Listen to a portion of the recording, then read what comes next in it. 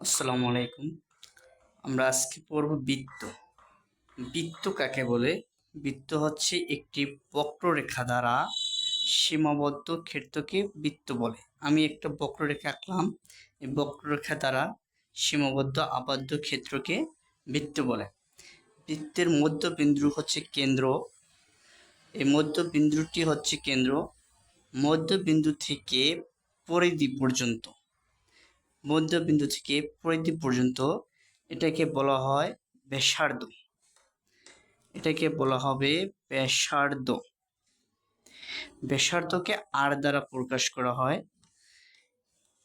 এই বৃত্তের এক পরিধি থেকে এক বিন্দু থেকে অপর বিন্দু পর্যন্ত যে দূরত্ব, এক বিন্দু থেকে পরিধির এক বিন্দু থেকে অপর বিন্দুর মধ্যে যে দূরত্ব, এটাকে বলা হবে জ্যা। এটাকে বলা হয় জ্যা। বৃত্তের কেন্দ্র বরাবর যে জ্যা অতিক্রম করে, কেন্দ্র বরাবর এই কেন্দ্র বরাবর যে জ্যা অতিক্রম করে এটাকে বলা হবে ব্যাস। এটাকে বলা হয় ব্যাস। আমার পরীক্ষায় আসে বৃত্তের বৃহত্তম জ্যার নাম কি? বৃত্তের বৃহত্তম জ্যা, বৃহত্তম জ্যা হলো ব্যাস। বৃত্তের বৃহত্তম জ্যা হচ্ছে ব্যাস। আমরা এই বৃত্ত পরিধি সম্পর্কে জানলাম। এবারে বৃত্তের পরিধি। বৃত্তের পরিধি নির্ণয়।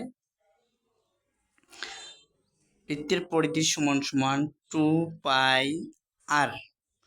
বৃত্তের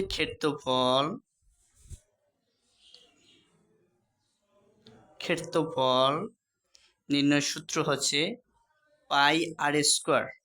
πr²। বৃত্তের পরিধি এবং বৃত্তের ক্ষেত্রফল নির্ণয়ের সূত্র হচ্ছে πr²। ধন্যবাদ। আমরা বেসিক জানলাম বৃত্ত সম্পর্কে। পরবর্তী ভিডিওতে আমরা বৃত্তের সম্পূর্ণ সবকিছু সম্পর্কে জানতে পারব।